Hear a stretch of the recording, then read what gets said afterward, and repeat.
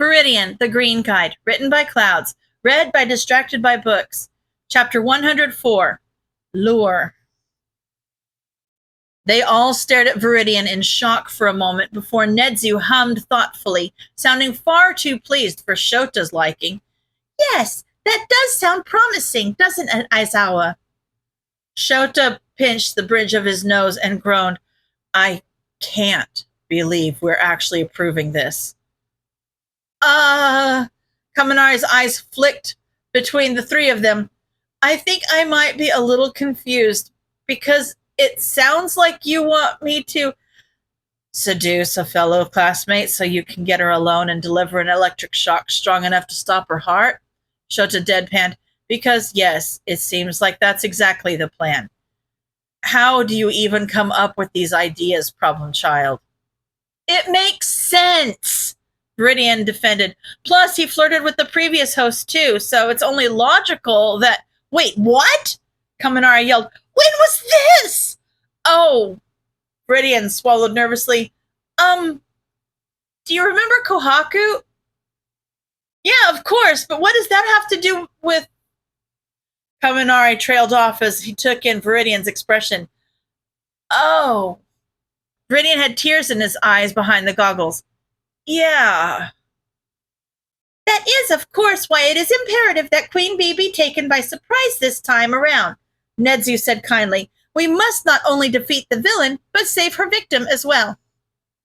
Shota put a hand on Kaminari's shoulder. You don't have to do this, you know. It might take us a few minutes, but we'll figure out another way to get her alone. You're not a hero yet, so you don't have any obligation to go along with this. No, I'll do it. Just... Kaminari bit his lip. Viridian, can I talk to you for a minute? Viridian frowned. Of course. What's up? Kaminari pulled the problem child into the corner and glanced nervously back at Shota and Nedzu, who pretended not to be paying attention before lowering his voice so that they had to strain to hear him. I just kind of want to make sure that you're actually okay with this? Yeah? Viridian looked slightly confused. Thanks, it was my plan. Why wouldn't I be okay with it? I know that. It's just... Kaminari shrugged awkwardly. Are you sure you're okay with me, like, flirting with other people and all that? Oh, no. Shota had to resist the urge to snort when the problem child somehow managed to look even more confused. Why wouldn't I be? I mean, this is why you learned to flirt in the first place, right? Kaminari looked surprised and Shota shook his head fondly.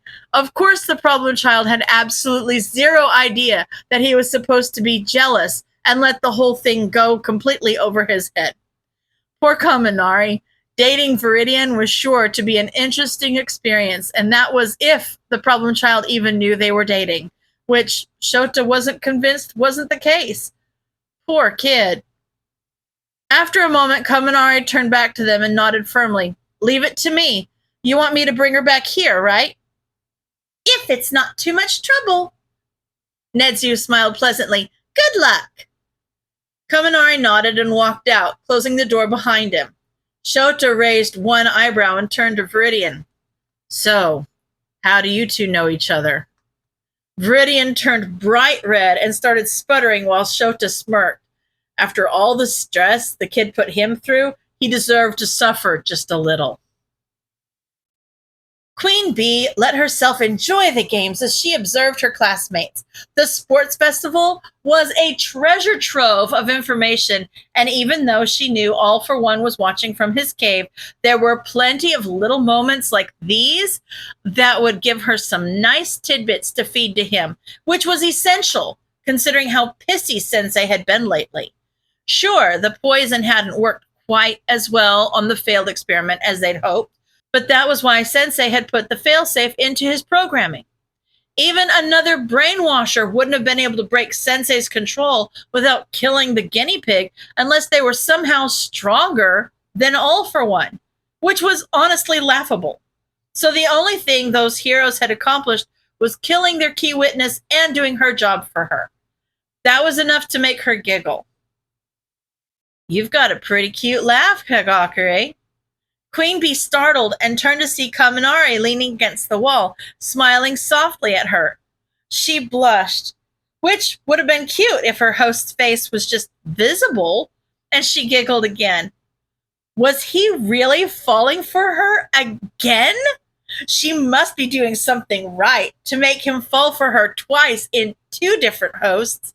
And the best part was that the poor boy had no idea. This is going to be fun. Oh, that's so sweet, Kaminari. You must like cute things a lot, huh? She swished her mini skirt at him teasingly. I hear these awesome outfits were your idea. Kaminari blushed and shrugged, guilty as charged. What can I say? You all rock them even better than I imagined you would. Queen Bee leaned closer, grinning at the way Kaminari's eyes widened. He was so easy to fluster. She hadn't been able to do much more than tease him in her last host, but now she was tempted to do more. Mina hadn't shut up about his mystery phone call and whoever he was dating, but how satisfying would it be to steal his heart from his poor little lover and then use him as an extra spy, just to rub salt in the wound? It almost made her buzz in excitement. He flinched when she touched his arm softly. Oh, so you've been imagining us? Kaminari swallowed dryly. Some more than others. That did make her buzz, and she felt a wave of restlessness go through her swarm as she spoke quickly to distract him from the soft sound. So, what about your mystery lover? You know, the phone call from earlier? Well, Kaminari had recovered and leaned closer, probably aiming to whisper in her ear, but ended up nose to nose with her instead. That was only one date, so it's not like we made a commitment. And he's not the one in front of me, is he? Queen Bee felt a surge of pride and had to physically stop herself from bursting out laughing. Had she really seduced him straight? Oh, this was just too good. Why hadn't she done this earlier? It was so much fun.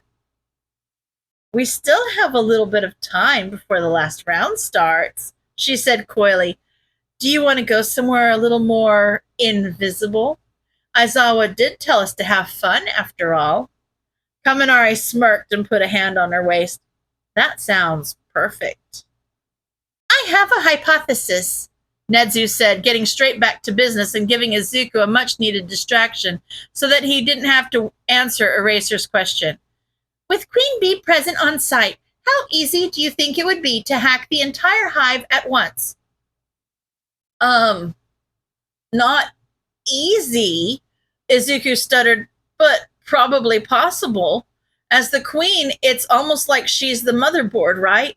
All the rest are connected to her. So if we can somehow interrupt that connection, then you can make sure the entire hive gets destroyed. Eraser finished. She can regenerate from even a single bee, so we can't afford to miss any. Izuku sat down cross-legged on the floor and pulled out his laptop. If we can make the hive think we're the queen, then that should be pretty simple. I just need to change a few things. We want control, not just attraction, right? Yes. Nedzu pulled a small laptop of his own out from somewhere Izuku couldn't see. And perhaps you could send me your code? I have some hacking experience myself, and you know what they say, 2 heads are better than 1 and all that. Oh, Izuku frowned. It's not really anything that special. I mean, I'll send it to you, but, well, it's more functional than anything else, so don't expect it to be pretty like one of yours probably is. I'm sorry. Eraser sighed. Kid, prioritizing function is only logical, and Nedzu doesn't have time to write a whole professional-level program before Kaminari comes back. Or did you forget we're on a time limit? No, but, Izuku screwed his eyes shut and forced himself to send over the code. It's just, this is Nedzu. He has an intelligence quirk and everything. It's intimidating, okay? Nedzu chuckled. Intelligence quirks are often overrated, I'd found. Most people highly underestimate the natural potential of the human brain. Izuku stared at him. Netsu hadn't discounted his intelligence just because he didn't have a quirk that made him smarter. But from the way he was talking, he thought that a person without an intelligence quirk might even be able to compete on the same level as someone with one, which was just unthinkable. Izuku shook his head and turned his attention back to the program, occasionally thinking out loud and suggesting a change to the code until both he and Netsu were fairly confident it would work, while Eraser watched from the corner. They all froze when they heard voices coming down the hall toward them. "Where are you taking me, Kaminari? I was expecting to be pulled into the first supply closet we passed." Denki laughed. "What kind of guy do you take me for? I think we can come up with something a little classier than a closet." He held the door open for her, and Izuku could tell the exact moment when she turned her head toward them because she froze and an angry buzzing filled the air. "You little..." Denki panicked and grabbed her arm. "I'm sorry." Her body seized and flashed with lightning as Denki channeled his quirk through her. When he stopped, she collapsed and he caught her, lowering her body slowly to the floor and staring up at Izuku with barely concealed terror. Did it work?" Eraser knelt beside him. "Check her heartbeat, Kaminari. Do you know how?"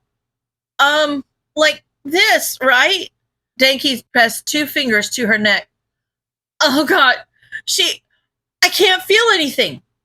"That's good. That was the goal, remember?" Eraser kept his voice level and helped keep Denki grounded.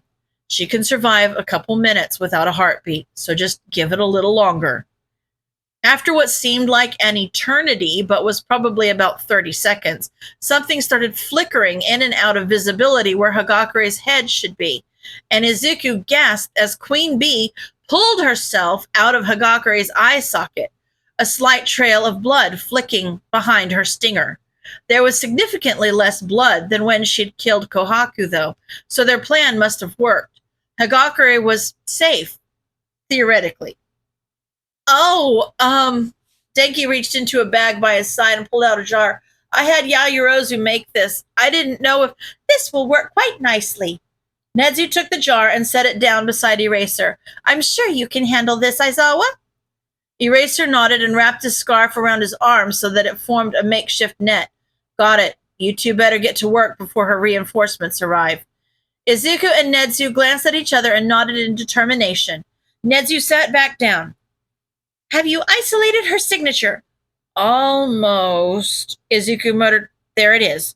Oh, that must be her connection to the rest of the hive." He trailed off as the buzzing got louder, and he glanced over to see Eraserhead forcing Queen Bee into the jar. "Focus, Viridian. Me and Kaminari will handle Queen Bee and Hagakure. You need to deal with the rest of the hive."